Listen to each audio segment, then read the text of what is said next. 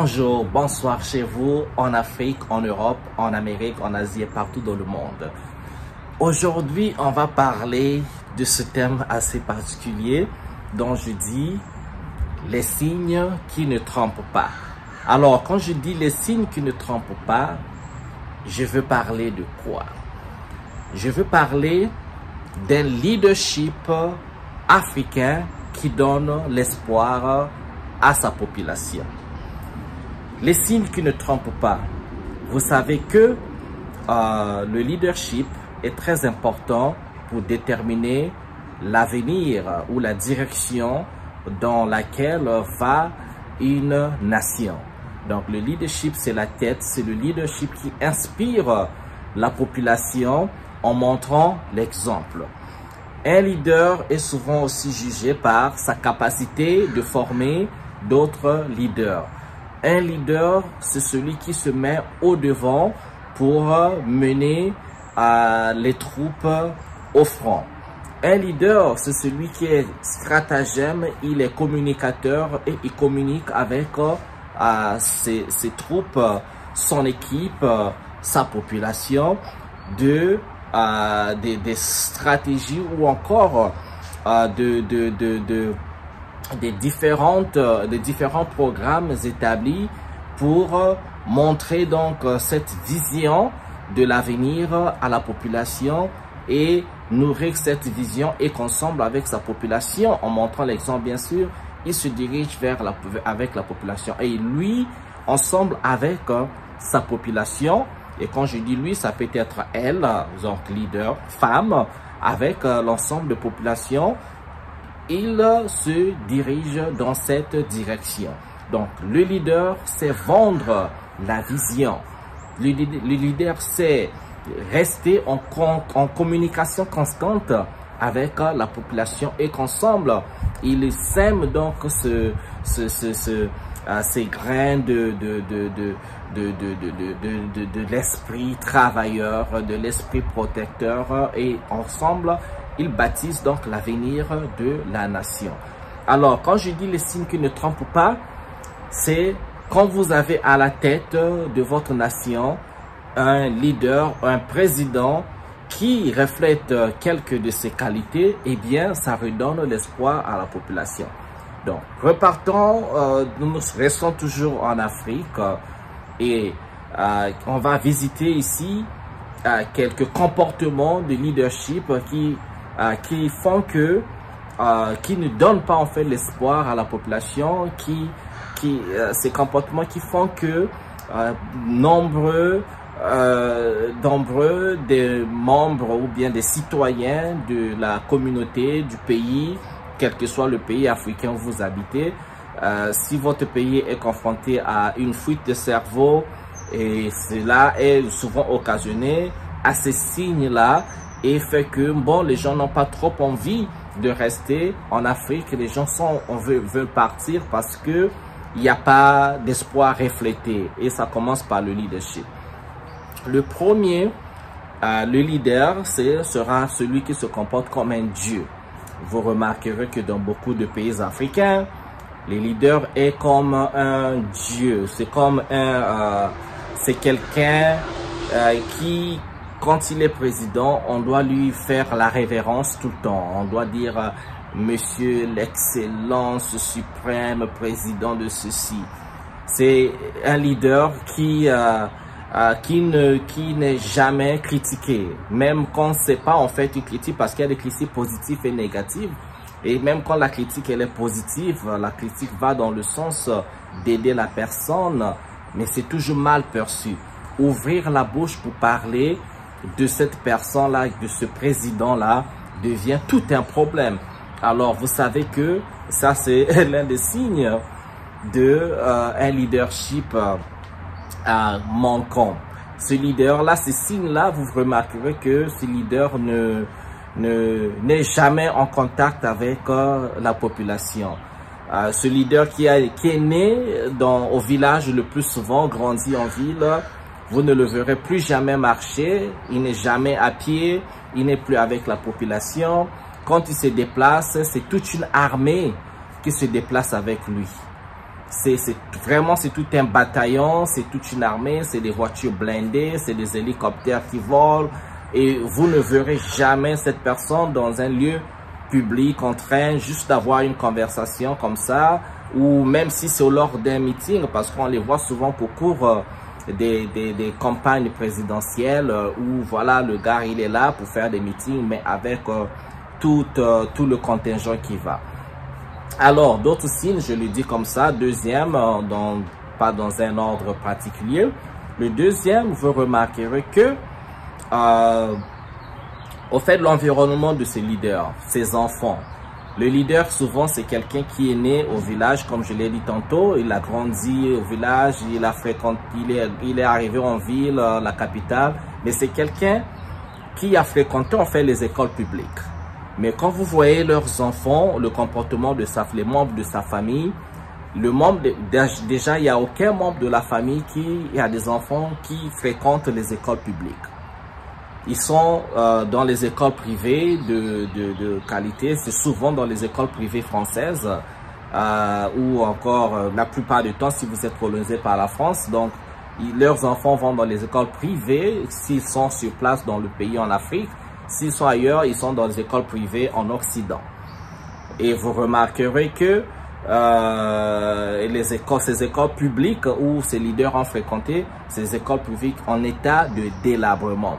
Si vous êtes du Congo-Brazzaville comme moi, faites un tour de toutes les écoles publiques où les leaders ont fréquenté, vous verrez de quoi je parle.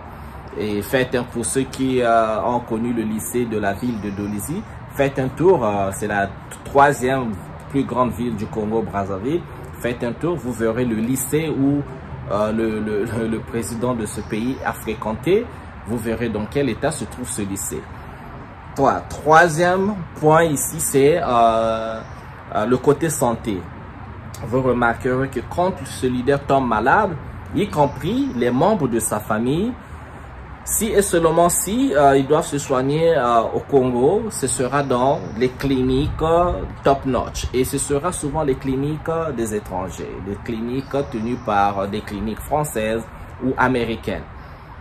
Ou encore, s'il existe une clinique dans ce pays-là, donc clinique de haut niveau où il y a tout le standard, vous verrez que ces leaders et les membres de sa famille ne vont pas dans les hôpitaux comme le reste de la population.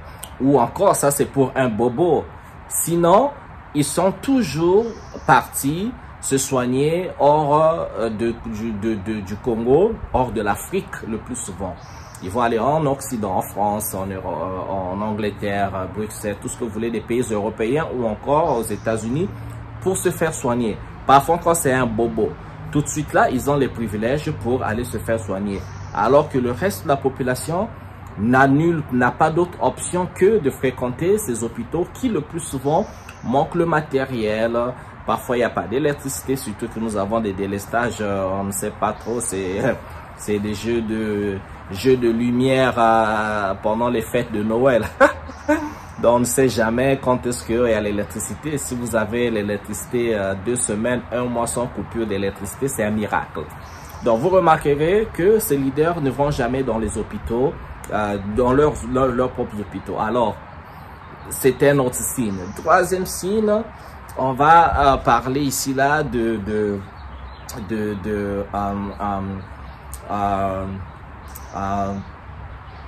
signes qui ne trompent pas, que vous déterminez que le pays, troisième signe, je vais parler. Parlons un peu du côté alimentaire, côté marché. C'est vrai que ces leaders ont grandi au village. Ils auront toujours un penchant pour aimer la cuisine congolaise, le foufou, le manioc, le poisson de chez nous, la viande de chasse et tout ça. Mais vous verrez beaucoup de membres, surtout leurs enfants. Beaucoup de leurs enfants font partie de cette génération. En fait, ils sont tellement complexés, ou c'est même pas un complexe, ils sont nés dans un truc qui les éloigne dans leur culture. C'est des enfants qui vivent au Congo ou dans le pays africain, mais dont l'alimentation en fait n'est pas africaine. L'alimentation est européenne, il faut dire. Ils sont toujours ce que les enfants mangent en Europe, c'est ce qu'ils mangent. Le petit déjeuner, c'est les cornflakes, c'est le lait en liquide. Pendant que la population, vous prenez votre lait, comment on dit ça, le lait concentré sucré, le lait Nido, le lait en poudre, c'est pas vraiment du lait. Aujourd'hui, la qualité est encore mauvaise, tout ce qui tue la santé. Leurs enfants sont au standard des riches et occidentaux. C'est le petit déjeuner à l'occidental, c'est le goûter à l'occidental, c'est le dîner à l'occidental. Et c'est ça. Pendant que le reste de la population mange culturellement, ils mangent la culture des autres. Et quand vous verrez même faire les shopping, à la limite, ils ont des gens qui peuvent faire les shopping chez nous, les emplettes, faire les courses dans nos marchés populaires. Mais vous les verrez, si vous les verrez ou leurs enfants, ils sont souvent dans les marchés des étrangers. Donc, les supermarchés tenus par les Français, par des Français comme Casino, ou encore tenus par les Libanais. Dans le temps, c'était Score au Congo-Brazzaville, après c'est Casino. Vous les verrez dans les supermarchés, mais vous ne les verrez pas dans les marchés du quartier. Les signes qui ne trompent pas. Il faut bien noter. On va parler du niveau des déplacements. Vous savez que beaucoup de pays africains ont encore un problème des routes. Les routes très accidentées, qui ne sont pas réparées. Et alors, ce qui occasionne aussi que, en même temps, nous avons donc le transport en commun comme taxi et bus qui sont tenus par les privés. Donc, c'est quelqu'un comme vous et moi, si vous avez les moyens, vous achetez votre bus, vous faites les documents qu'il faut, vous payez les taxes qu'il faut et vous mettez votre bus en circulation. Donc, les populations ne comptent que sur ces transports, la plupart privés, pour se déplacer. Et quand il pleut, eh bien, c'est la catastrophe. Bon, revenons sur le leadership. Vous ne verrez jamais les leaders ou les membres de leaders dans un transport en commun. C'est toujours dans les voitures, les voitures de luxe qu'ils raffolent. Ils raffolent acheter les voitures de luxe. Dès qu'on sort une Range Rover, ils en ont. Dès qu'on sort telle voiture, ils en ont. Dès qu'on sort, c'est vraiment une lutte de voitures, mais des voitures de luxe qui roulent sur des routes catastrophiques à cause des trous partout. Et donc, je me demande quel plaisir vous avez en fait à rouler dans une Ferrari, une voiture de sport où il n'y a pas d'autoroute. Pour arriver au Congo-Brazzaville, pour arriver à l'autoroute, il faut traverser tout un tas d'embouteillages. Et vous arrivez, c'est 1 heure après, 1h30 après que vous arrivez à tenir l'autoroute. Bon, après, voilà. Mais comme ils aiment le matu vu, si votre Ferrari, vous la conduisez sur l'autoroute, qui va vous voir? Personne ne vous verra. Donc, vous le verrez de temps à autre, vous verrez des voitures de luxe la nuit, ça circule seulement là dans la ville. C'est comme ça. Des signes qui ne trompent pas. Vous verrez que le leadership qui n'est pas en train de montrer l'exemple. Ok. On parlera encore de quoi? Je suis en train de... Faudrait pas que je perde le fil de mes idées parce qu'il y en a tellement que... ok, parlons de les signes qui ne trompent pas. On partons au niveau des programmes, par exemple, de l'école. Parce que j'ai dit tout à l'heure, un leader, c'est celui qui montre la vision, qui mène la vision, qui est très alerte de ce que les enfants, les élèves, les étudiants apprennent à l'école.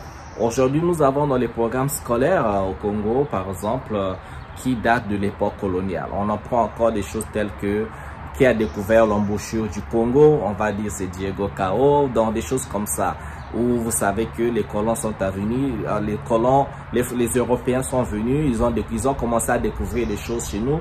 Alors la plupart du temps, c'était nos parents qui les emmenaient d'un endroit à un endroit, à une rue, à un point de rivière, d'embouchure, de montagne. Donc nos parents connaissaient bien où se trouvaient ces endroits, mais c'est eux qui viennent de découvrir des choses que nous connaissions déjà.